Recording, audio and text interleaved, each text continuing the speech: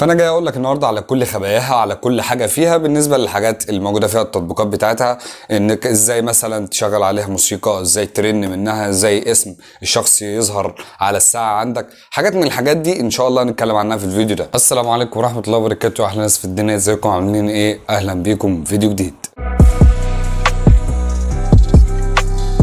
طبعا زي ما انتم عارفين، لو انت لسه ما عرفتش ان في 3 حاجات مهمين لازم تعملهم، هما اللايك والشير في القناه، وتفعل طبعا جرس التنبيهات عشان يوصلك كل جديد ان شاء الله انا هنزله. طبعا من غير كلام كتير نبدا في الفيديو بتاعنا على طول عشان ما ياخدش معانا وقت. طبعا الفيديوهات اللي انا بعملها كلها بتتكلم عن السمارت ووتش، يعني انت عايز حاجه معينه في السمارت ووتش او حاجه انت مش عارف تعملها بالنسبه للتطبيقات مثلا بتاعتها، بالنسبه للساعه نفسها، بالنسبه للسعر، بالنسبه للامكانيات، فكل ده متاح معاك في القناه عندي هنا، ممكن تتفرج على الفيديو اللي يعجبك. وطبعا زي ما قلت لك، لو عايز اي حاجه ابعت لي على طول على الواتس او الفيسبوك او الانستجرام، كل ده موجود عندك في الديسكربشن تحت. وفيديونا النهارده هنتكلم عن ساعه مهمه جدا، وهي ال HK8 برو ماكس. طبعا الساعه دي انا عملت عنها مراجعه قبل كده، وتقدر تشوف فيديو بتاعها من هنا او من هنا علامه الاي.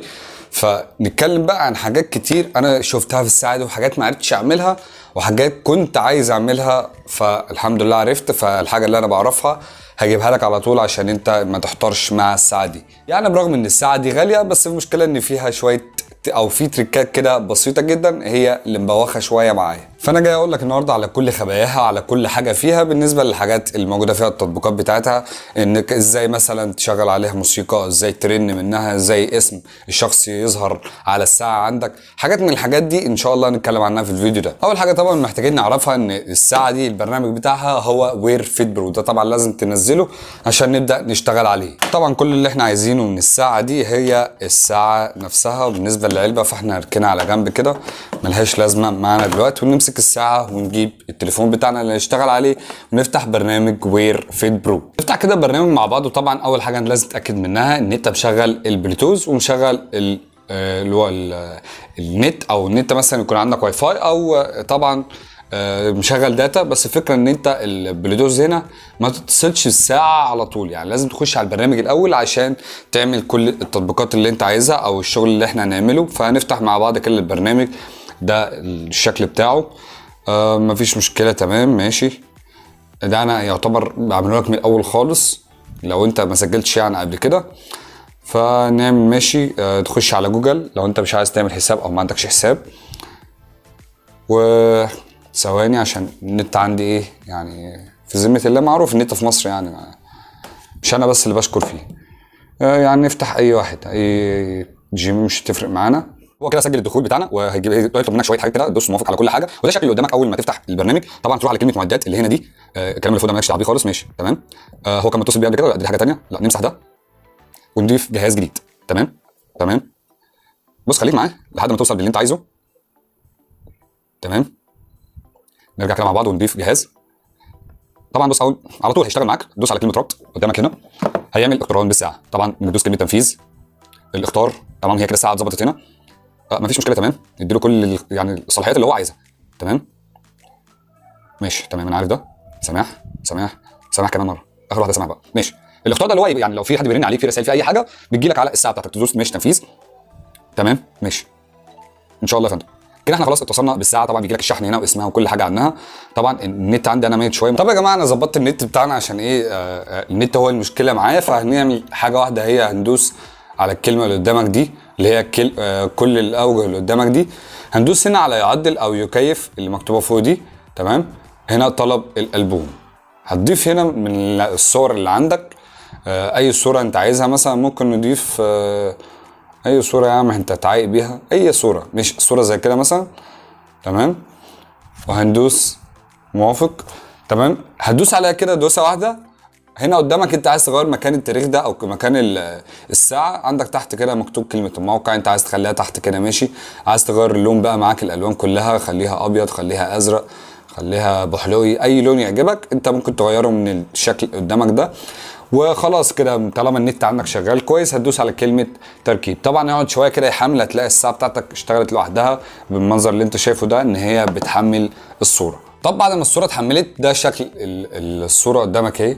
طبعا الشاشه هنا سوبر اموليد، فهتجيب لك نفس الشكل اللي انت شايفه هنا في التليفون، نفس الشكل اللي هيطلع عندك في الساعه. وطبعا بيطلع الجوده بتاعتها عاليه. طب انا عندي بقى ايه استفسار يا كوتش، هتقول لي نفس الكلمه اللي انا قولها لك دي. انا دلوقتي عايز احط 3 صور ولا 4 صور على الساعه واركنهم خالص، الكلام ده مش هينفع. هي صوره واحده بس اللي هينفع تضيفها كل مره، يعني كل مره هتضيف صوره هي واحده بس اللي هتضاف.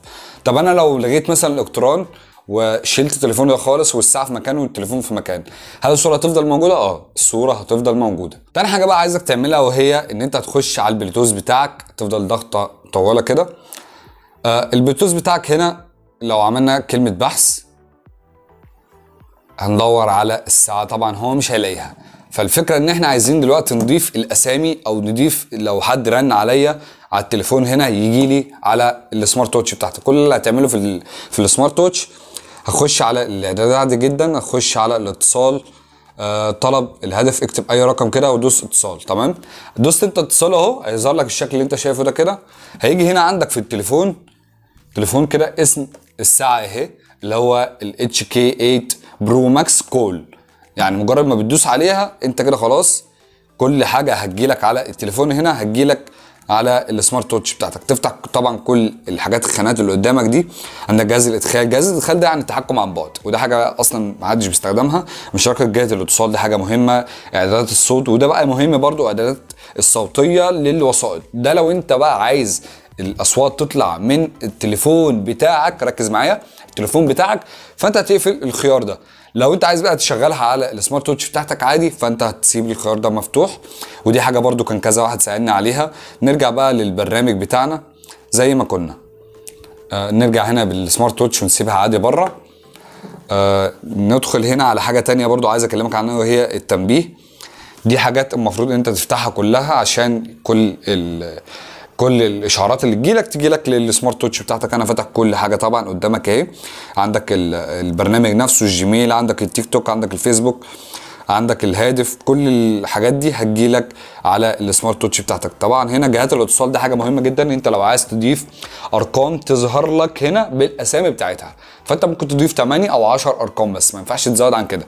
فانت اختار الارقام المهمه وتزودها عندك هنا عشان تشتغل معاك.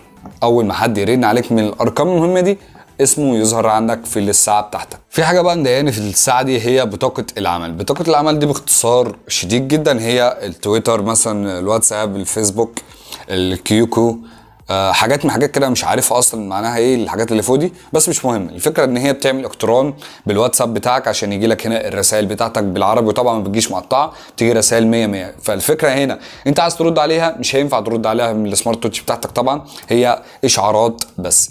في عندك تقارير الطقس دي تشتغل معاك هنا تمام 100 100. جهاز البحث ده لو انت عايز تدور على الساعه بتاعتك مكانها فين، وبرده الساعه ممكن تدور على التليفون.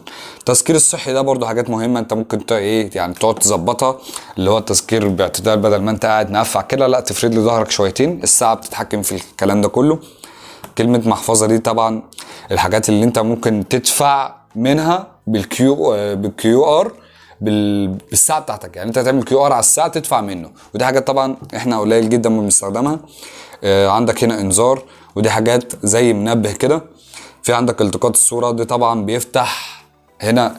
بص ايه اللي حصل اهو، هنا كده مجرد ما هتدوس هنا هي اللي هتصور الجنب ده، يعني هي كده خدت الصوره خلاص. فهنا ما بنصورش عشان بس ايه نوضح المعلومه دي. هنا اعدادات اخرى بقى هي حاجتين، هو يعني حساب الطاقه بتاعتك، سعرات حراريه طبعا، رفع المسام دي لو انت عايز الساعه مجرد ما ترفعها كده تشتغل، ودي حاجه بصراحه انا ما بحبهاش عشان بتستهلك من البطاريه معاك. اداره الجدوله دي تمام، دي حاجات برضو انت ممكن تعملها بالنسبه يوم عايز تفتكره، مثلا ساعه معينه في مناسبه جايه فانت عايز تفتكر اليوم ده، فانت ممكن تعمل هنا جدوله لليوم والساعه تفكرك بحاجه زي كده. اعدادات اسم المحمول دي احنا عملناها، يعتبر اصلا دخلنا على البلوتوث وعملنا الكلام ده تمام. دي حاجات بقى اكتر، يعني مثلا تخش على البرنامج نفسه ويرفيت برو وتعمل له كل يعني الصلاحيات ان هو يوصل لكل حاجه هو عايزها، ودي حاجه برده ما تقلقش منها. في بقى حاجه اسمها تركيز البرنامج الثابت. ده كده انا عملت التركية ده قبل كده، ده احدث حاجه بالنسبه للبرنامج وبالنسبه للساعه، فهو بيحدث لك كل البرنامج من جديد. فانت لو عندك الخيار ده مش متظبط فانت تدوس عليه. واعاده ضبط المصنع ومعلومات الجهاز، ودي كلها حاجات احنا عارفينها. في حاجه اخيره بقى عايز اكلمك عنها، وهي ازاي ان انت تعمل الساعه بتاعتك من التوقيت 24 لتوقيت 12. فكره بسيطه جدا لاي ساعه عموما، مش الساعه دي بس، ان انت هتغير خلفيه. دور على اي خلفيه شغاله بالتوقيت ده اللي هو ال 12، هتلاقيها اشتغلت معاك عادي جدا. وكده نكون وصلنا لنهايه الفيديو. طبعا يا رب يكون الفيديو عجبكم. طبعا لو وصلت لحد هنا فانت بصراحه كده بصراحه يعني مش عارف اقول لك ايه بالنسبه للحر اللي احنا فيه ده. فيا ريت ما تنساش طبعا تعمل لايك او تشترك في القناه، طبعا تفعل جرس التنبيهات. لو عندك اي مشكله بالنسبه للساعه دي وبالنسبه لاي سمارت ووتش ثانيه فممكن تبعت لي على الانستجرام، الواتساب، الفيسبوك، كل ده موجود عندك في الديسكربشن تحت. واستنى فيديوهات جايه كتير ان شاء الله، وزي ما بقول لكم دايما فكروها صح. وطبعا ما تنسانيش في الانستجرام، ابعت لي على الانستجرام وانا دايما معاك.